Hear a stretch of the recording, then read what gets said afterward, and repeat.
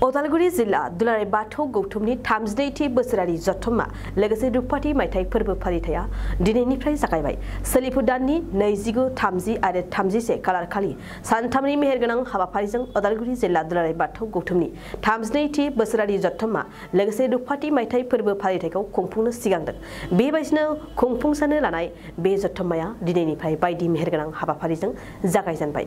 बे जथुम्माखौ उदालगुरि बियाब बाथौ गौथुम बानजायनायाव उदालगुरि जिल्लानि सिङाव थानाय मनपुर गेलेग्रा फोथाराव खुंफुंनाय जादों।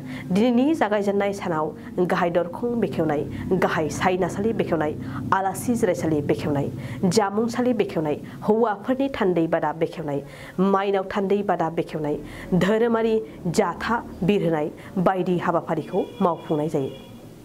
दिनै जोङो 29 आरो 30, 31 बे बोहैथि दानाव जोङो दुलाराय बाथौ गौथुम उदालगुरि बियाबा रुपपाथि मायथाइ जोङो खुंफुंनो थांगासिनो दं। दिनै सेथि सान आरो बे सेथि सानावहाय जोंहा जाथा बिरहोनाय बेयो थांनानै थांबाय। बेजों लोगोसे जोङो जिल्लाखौबो जोङो सरजाबफादों। बिथांमोना 32थि बोसोरारिया जथुम्मा जानानै दं आरो बेखौ जों सरजाबफादों। दा बेवहाय जोङो माखासे एजेन्डाफोरखौ जों लानाय जादों। बेयो जाहैबाय स्पिरिचुवेल एजेन्डा आरो बिदि कालचारेल श' आरो बिदिनो जोंनि माखासे हारिमुआरिफोरखौबो जोङो लाफानाय जादों। दा बेनि जिखिनि उद्देश्य बे उद्देश्यआनो जाबाय सारा जोंनि बर'फोरनि जि बाथौ धोरोम, मोनसे समावथ' बाथौ धोरोमानोमोन।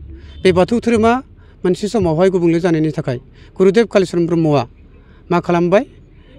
गुरुदेव कालिचरन ब्रह्मआ ब्रह्म धोरोमनि दिक्षा लानानै ब्रह्म धोरोम बर'नि गेजेरावहाय फोसावदों। दा बेनि सिगां जोङो गासैबो बाथौआनोमोन आरो बिनि उनावहाय जोङो फोसाबनाय खान्थिजों दुलाराय बाथौ गौथुमा एबा उदालगुरि बियाबा 1997 मायथाइयाव बियाब आफाद हिसाबै एबा मा होनना बुङो गौथुम हिसाबै जोङो मोनसे फोसाबनाय एबा जायखौ जों दा बिबार बाथौ एबा दुलाराय बाथौ गौथुम मुं दोननानै जों खामानि मावदों। बे मोनसे स्र' जानानै जोंनि गेजेराव फैदों। दा बेवहाय जोङो माखासे गोनो गोथो सानबाबो गासैबो जोङो न' डाउट जों बुंनो हागोन जे बाथौ धोरोमानो माने बर'नि गुदिमोन आरो बे धोरोमानो बर'नि गिबिसिन आरो आंगोसिन धोरोम। नाथाय सम आरो माखासे सुबुंनि फान्दायनायाव जोंनि माखासे सुबुंफ्रा गुबुन गुबुन धोरोमाव थांदों। दा बेवहाय जोंहा बेखौ जेबो बुंनो गोनां गैया। माने फान्डामेन्टेल राइट इन्डियान कनस्टिटिउसन 25 आरो 28आव स्पष्ट भाबै लिरनाय दं जे बयबो धोरोमारिफोरानो right to freedom of religion, right to speech. बेबायदि हिसाबै जोङो जाय जेराव थांदों जोंहा बेखौ बुंनो गोनां गैया। खिन्थु एज ए जाथि हिसाबै, एज ए बर' हिसाबै जोंहादि बाथौ धोरोम बेखौ जों हमथानांगौआ साफ्रोमबो बर'फोरनि मोनसे हाबाफारि होननानै जों सानो। जिहेथु जोंनि बे बर'नि मोनसे धोरोम। दा बेनि अनगायैबो जोंहा माखासे जोंनि मोजां मोनग्रा एबा जोंनि गुलाय गुजायखौ नुनानै जोंनि माखासे सुबुंफ्रा जिउखौ बासायनो थाखाय गुबुन गुबुन धोरोमाव थांदों। बिथांमोनाबो जेरावखि थायाथों मानो थेवब्लाबो बाथौ धोरोमजों लोब्बा थानाय माखासे हारिमु एबा बिदिन्थिफोरखौ दिन्थिनाया मोजां होननानै नैबे सिलभार जुबलिनि गेजेरजों जों बे मेसेजखौ गासै रायजो राजाफोरनो जों होनो हास्थायदों आरो बिखेखे जिहेतु लाइमोनफोरा धोरोमजों बारा सोमोन्दो गैयैखौ जों बे समाव नुबाय थानो मोनदों। दा बिथांमोननि थाखाय नैबे सिलभार जुबलिजों लोब्बा लानानै माबा मोनसे स्पेसियेल लानाय जादों नामा? ना बेथ' बियाब आफादजों जायफोर माबा धोरोमारि गियानखौ जों होनाय जाखायो। दा जोंहा दिनैहाय दा दसे उनाव एबा जोङो 9 बाजियाव जों फिरफिला बिरबाय। बेनि उनावहाय 12 बाजियाव जोंहा मोनसे माबा जागोन, मा होनना बुङो, बे डेलिगेट सेसन मोनसे जागोन। आरो गाबोन जोंहा 30 जानुवारि 2023आव जोङो लाइमोनफोरखौ लानानै, जिहेतु लाइमोनफ्रानो जोंनि उन जोलै नालाय, बिथांमोनखौ लानानै जों मोनसे स्पिरिचुवेल गियान फरायनायजों लोगोसे जोङो माबोरै धोरोमारि सिङाव थानानै जों खामानि मावनो हायो बेखौ जों लादों। आरो बिनि गाहाय बुंथिगिरि हिसाबै, चेयार पार्सन हिसाबै जोंनि जिल्लानिनो आइएस जयपाल सिंह ब्रह्म बिथाङाबो फैगोन आरो बिथाङाबो धोरोमनि माखासे गोथौ गियानखौ होगोन। गेवलां मेलनि थाखाय रायजो राजाफोरसिम मा मेसेज थागोन आनसलिकनि जानानै? गेवलां मेलनिफ्रायसोथ' जों बेखौनो बुंदों जे गेवलां मेलनि गाहाय आलासि प्रमद बर' बिथाङा फैनानै मोनसे कनसेन्ट होदों गावनो आरो फैगोनबो बिथाङा।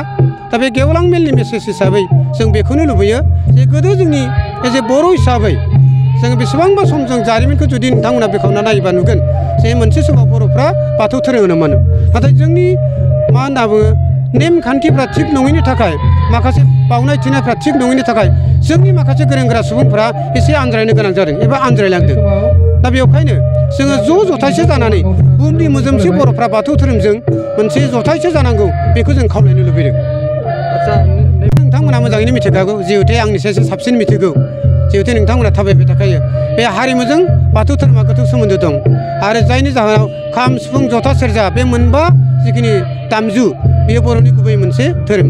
दा बेवहाय जोङो नैबे प्लेटफर्माव जों धोरोमनि हिसाबै जों बाख्नायथावना जादों।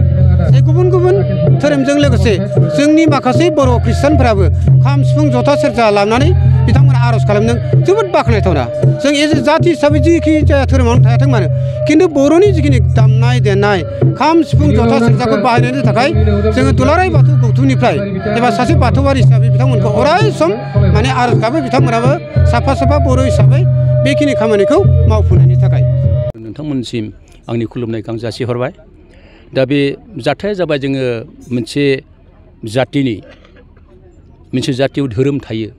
दा धोरोमनि सिनायथि हिसाबै जों सिगांनो जोंनि जिथु कार्यकुसि जानायनि सिगांनो बे बुस्थुखौ जोङो बिरहोनो गोनां जाना फैयो। आरो लोगोसे जों नैबे समाव जों खोनानो मोनदों जिहेतु नोंथांमोननि नैबे बोसोरसेला जथुम्माजों लोगोसे सिलभार जुबलिबो बेयाव सेलेब्रेसन खालामनाय जागोन होननानै। नंगौ, बे जाबाय जोंहा उदालगुरि डिस्ट्रिक्ट बाथौ गौथुमा बोसोरफ्रोमबो बिदिनो जथुम्मा जाबाय थायो।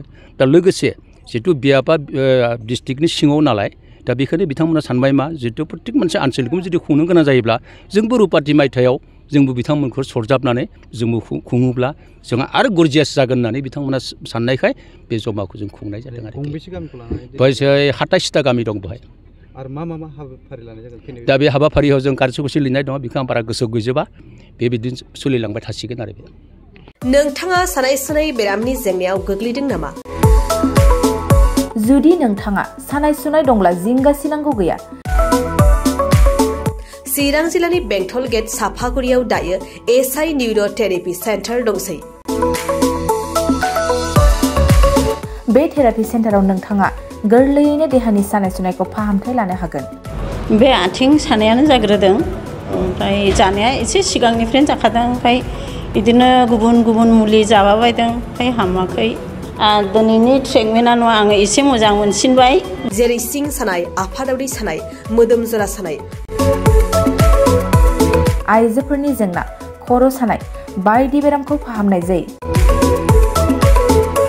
लोगोसेयैनो बे सेन्टाराव थानानै फाहामथाय लानो हानायनिबो सुबिदा खालामदों।